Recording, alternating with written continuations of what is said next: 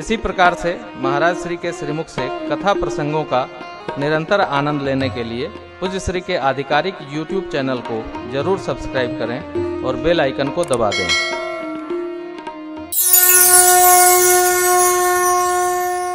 सुग्रीव जी ने सबको बिठाया और संबोधन करना शुरू किया। सब दिशाओं में कपि लोग जा रहे हैं। सुग्रीव जी ने कहा था, देखो 1 मास का समय देता हूँ, आप में से जो सीता मैया का बिना पता लगाए वापस आएगा वो मेरे हाथ से बढ़िया बढ़िया सेवा पाएगा। अब भगवान के रहते सुग्रीव जी को ये बोलने की क्या आवश्यकता है, मेरे हाथ से मारा जाएगा। भगवान तो भगवान है, सुग्रीव जी राजा हैं। जब तक मनुष्य के जीवन में भय नहीं आता है तब तक वह अपने व्यवहार को ठीक से नहीं कर पाता है। या तो संस्कार श्रेष्ठ हो, भय की आवश्यकता ही नहीं हो, इसलिए दंड विधान अनिवार्य का किया गया है। भगवान शिव ने कहा, वसुंधु जी जब शिष्य थे, शूद्रपुत्र थे और अपने गुरु जी के आने पर उनको प्रणाम नहीं किया, भगवान शिव ने कहा, जो नहीं दंड करो खल तोरा, भ्रष्ट हो श्रुति मार्ग मोरा। इसलिए मैं तुम्हें दंड देता हूं कि जाकर 10,000 जन्मों तक सर्प का शरीर धारण करो। हाहाकार कीन गुरु दारुण सुन शिव शाप। गुरुदेव भगवान रोने लगे, ये क्या कर दिया बाबा आपने, अरे ये तो अल्पज्ञ है, अबोध है, इस पर क्षमा करिए। तभी वो स्तुति आई है, नमामि शमीशान निर्वाण रूपम विभुम व्यापकम ब्रह्म वेद स्वरूपम निजम निर्गुणम निर्विकल्पम निरीहम चिदाकाशमाकाश वासम भजे हम। स्तुति किया। कितनी कथा है, कथा ही कथा है। महीनों महीनों तक गाते रहो, विश्राम नहीं लेती कथा। अद्भुत। सुग्रीव जी ने केवल इसलिए यह संदेश दिया कि आप लोग भय रहेगा तो व्यवस्थित व्यवहार करोगे। अब दक्षिण की दिशा, दक्षिण दिशा में बाबा जामवंत जी के सानिध्य में युवराज अंगद जी, हनुमान जी, नल गौगवाक्ष, दुबिद मयंद, सठ और निसठ, ये 10 युद्धपति भेजे गए। सब लोगों ने मेरे प्रभु को प्रणाम किया। सबसे बाद में श्री हनुमान जी ने प्रणाम किया। देखिए, एक बात पुराणों की है कि श्रेष्ठ को, सदगुरु को, भगवंत को, संत को जहां है वहीं से प्रणाम करना चाहिए। भक्तों को रौंद कर प्रणाम करने में ये भगवत अपराध के 10 भाग हैं, एक ये भी आता है। सबसे बाद में जब हनुमान जी ने प्रणाम किया तो मेरा कार्य यही करेंगे ऐसा जानकर भगवान ने निकट बुलाया, सिर पर हाथ फेरा और अपनी संध्या वाली मुद्रिका, ये संध्या मुद्रिका, अनामिका में जो मुद्रिका होती है ना, वो संध्या वाली, इस हाथ में कोई न कोई मुद्रिका रखनी चाहिए। कोई संध्या के लिए, मंत्र जप के लिए खाली नहीं करना चाहिए। इसलिए जिसके मुद्रिका नहीं होती है, आचार्य लोग पवित्री धारणम कराते हैं। पवित्रेस्तो वैष्णव्यो, पवित्री धारणम।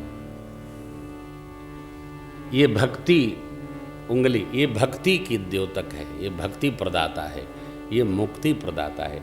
जो भक्ति पथ के उपासक हैं उनको अनामिका अंगुष्ठ को साथ रखना चाहिए, ज्ञानी को ये इसको, क्योंकि ये अभिमान स्वरूप है। इसको तो दिखा देवे तो आदमी ऐसे सावधान रहना। देखिए, आदमी जब सावधान करता है तो यही अंगुली दिखाता है, ये नहीं दिखाता है क्योंकि ये शांत है ना, इसलिए बेचारी बगल में बैठी रहती है चुपचाप धीरे से। ये भक्ति देवी शांत हैं, इसलिए हमारे वैष्णव संप्रदाय में तिलक धारण इसी से किया जाता है, इससे नहीं किया। श्री वैष्णव लोग इससे करते हैं, इससे करते हैं। ये अनामिका भक्तिदायिनी। तो भगवान ने यह मुद्रिका दी, उस पर भगवान का प्रिय नाम अंकित है। और माँ तो सरकार के स्वरूप अलंकार को सब समझती हैं। भगवान ने केवल 2 बात कही, बहु प्रकार सीत ही समुझायो। कितने प्रकार? बहु प्रकार। अब बहु में क्या क्या आता है भगवान जाने और श्री हनुमान जी जाने। कह दिया। देखिए, एक वाक्य में, एक शब्द में बहुत सारा तत्व छिपा हो तो कोई तत्वज्ञ ही उसको जान सकता। सामान्य व्यक्ति के तो बस का ही नहीं है ना, कैसे जानेगा। बहु प्रकार सीत ही समुझाए, कही बल बिरह बेगी तुम आए हो। जरा जल्दी आना। क्या कह के आना? मेरा जो समझ रहे वो कह के आना। ये कथा तो समझ में आने वाली नहीं है सब। श्री हनुमान जी ने अपना जन्म धन्य माना, सरकार को पुनः प्रणाम करके चले। मां ने प्रश्न किया बाबा से, बाबा ये प्रभु ने श्री हनुमान जी को क्या कहने को कहा? बाबा बोले, देवी वो सब जानते हैं। ये सब कहाँ सीता जी हैं, कहाँ बैठी हैं। सीता जी कहाँ हैं? अग्नि में। तो पता लगाने किसका गए? छाया का। तो भगवान पहले ही बता देते कि जटायु जी ने बताया था कि रावण लंका का राजा ले गया है, तो इनको इधर उधर घूमना न पड़ता। नहीं, अब यहां एक नीति की बात है। क्या है? कोई भी सद्गुरु अपने शिष्य को मंत्र ग्रंथ तो दे देता है, लेकिन पंथ नहीं बताता है। पंथ तुम अपना पता लगाओ। अरे भाई, सब हम ही बता देंगे तो तुम भजन क्या करोगे? तुम सधोगे क्या? पंथ नहीं बताना, पंथ ढूंढो। यही तपस्या है। भगवान ने सब नहीं बताया। क्या बताया? किष्किंधा 23, यद्यपि प्रभु जानत सब बाता, राजनीति राखत सुर। भगवान सब जानते हैं, लेकिन ये भगवान की राजनीति अर्थात राजनीति का राज भगवान ने छिपा के रखा। नीति क्या है? श्रेष्ठ साधक वही है जो अपनी साधना का पथ स्वयं तय कर ले। और देखिए,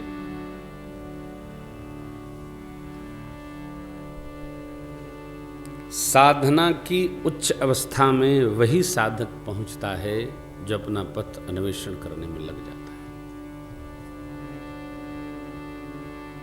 ये विशेष बात है। श्री हनुमान जी धन्य धन्य मान रहे। सब लोग चले प्रणाम कर करके, ढूंढने लगे। मन में सोचते हैं कहीं मिल जाए, जो ले गया है एक एक लापड़ मारे, उसकी तबीयत ठीक कर दे। कोई मुनि मिलते हैं, उनसे पूछते हैं, तलाशते हैं। अरे ढूंढते ढूंढते सब लोग भूख प्यासे तड़फड़ा उठे। एक पर्वत पर चढ़कर श्री हनुमान जी महाराज ने देखा, एक गुहा मिली जहाँ पक्षी आ रहे हैं जा रहे हैं। जल भी मिला। एक तप पुंजा माँ बैठी है, नाम उनका है स्वयं प्रभा। श्री हनुमान जी सबको लेकर गए। सबने माँ को प्रणाम किया, फल खाया, जलपान किया। माँ ने इन कपि गणों का परिचय स्वयं बताया। आप लोग राम जी के दूत हो ना? अच्छा अच्छा अच्छा, सीता मैया का पता लगाने आए हो। चलो, जल फल हो गया। अब आप लोग नेत्र बंद करो, मैं आपको समुद्र के तट पर भेजती हूँ। आगे का कार्य जिसको करना होगा आपको बताएगा।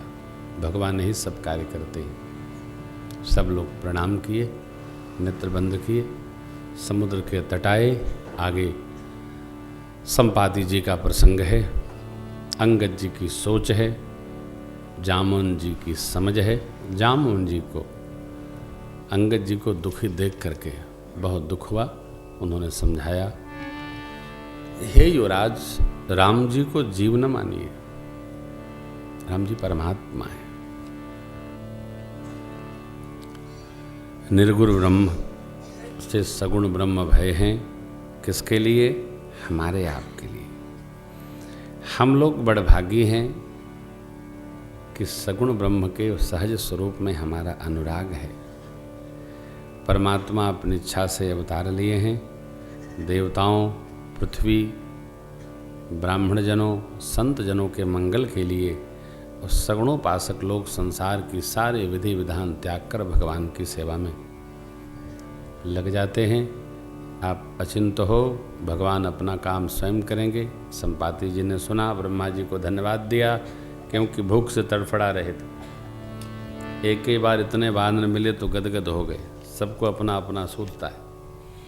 फिर संपाति जी ने जटायु जी महाराज का जब अंगद जी ने नाम स्मरण किया, संपाति जी ने उनको अभय प्रदान किया, कहा मेरे पास आओ।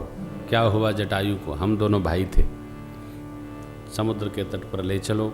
जब कथा सुनी तो कहा वहाँ ले चलो, हम तिलांजलि देंगे भाई को, और आप धीरज रखो। देखो मेरे नवीन पंख तुम्हारे दर्शन करके आ गए। राम जी अपना काम स्वयं करेंगे।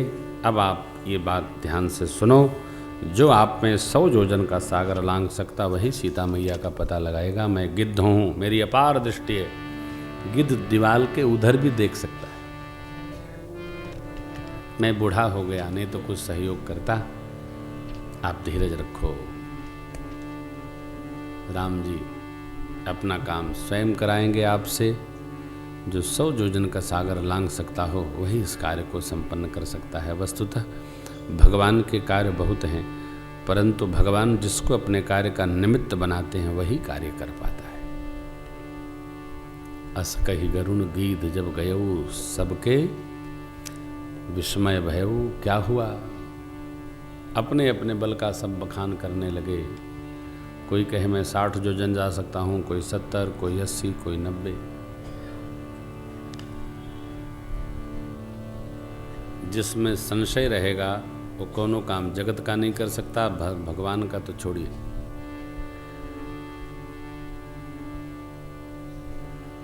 सबके बल को सुनकर जामवंत बाबा ने कहा मैं बूढ़ा हो गया, अब शरीर में पहले जैसी शक्ति नहीं रही। नहीं तो मैं आप लोगों की सुनता, अब तक पता लगा के आया होता। जब भगवान बलि को बांधते समय त्रिविक्रम रूप लिए थे तो मैंने 2 घड़ी में भगवान की 7 बार प्रदक्षिणा लगाई थी। बलि बांधत प्रभु बाड़ेवो, सो तन बर निन जा, उभय घरी महुदे 7 प्रदक्षिणा। अंगद जी बोले महाराज मैं चला जाऊं।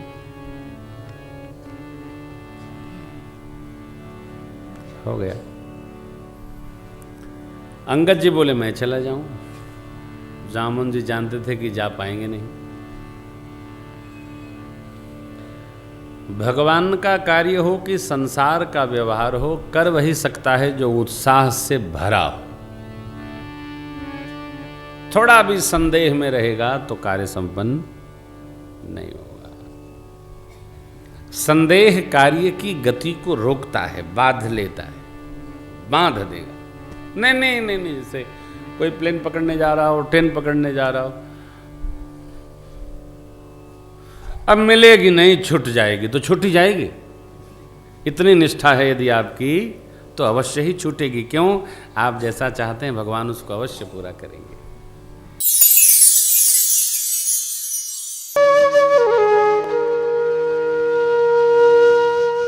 इसी तरह सुनते रहिए। चैनल को सब्सक्राइब करिए, बेल आइकन को दबा दीजिए और पुण्य अर्जन के लिए अपनों में शेयर करिए।